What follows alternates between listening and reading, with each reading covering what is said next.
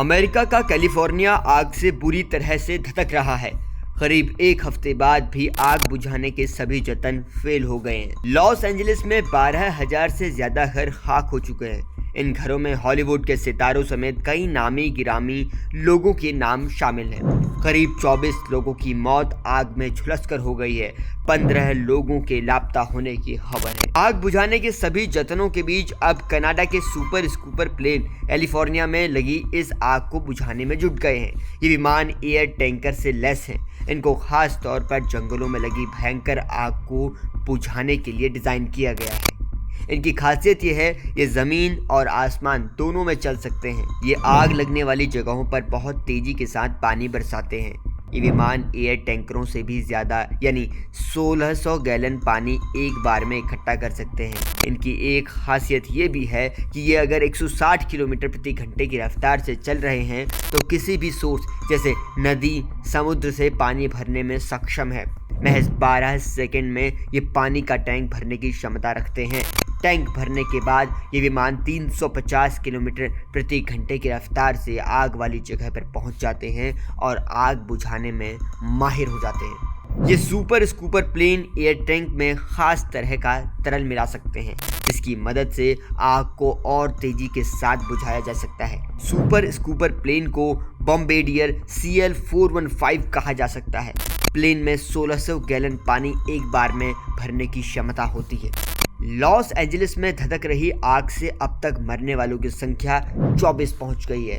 कई लोगों के लापता होने की आशंका है।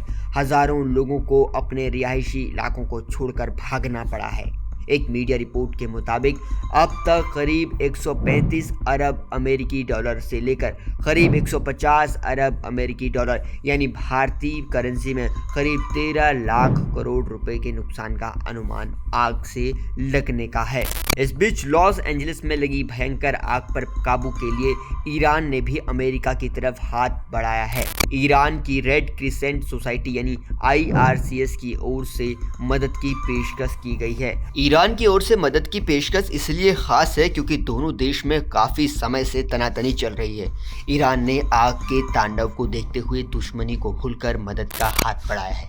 अमेरिका के लॉस एंजलिस के जंगलों में लगी आग से हजारों की संख्या में घर खंडहर हो गए हैं। फायर फाइटर्स रिहायशी इलाकों में आग को फैलने से रोकने की कोशिश कर रहे हैं।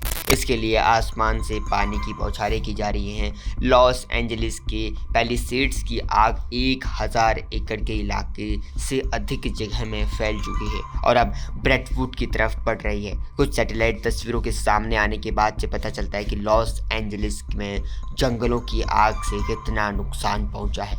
तस्वीरों में लॉस एंजलिस के पहले और बाद के मंजर को देखा जा सकता है। हालांकि इतनी बड़ी आग कैसे लगी इसको लेकर जांच जारी है, लेकिन अमेरिका की तमाम रिपोर्ट से जो पता चलता है उसके पीछे तेज हवाएं और सूखे मौसम को जिम्मेदार माना जा सकता है।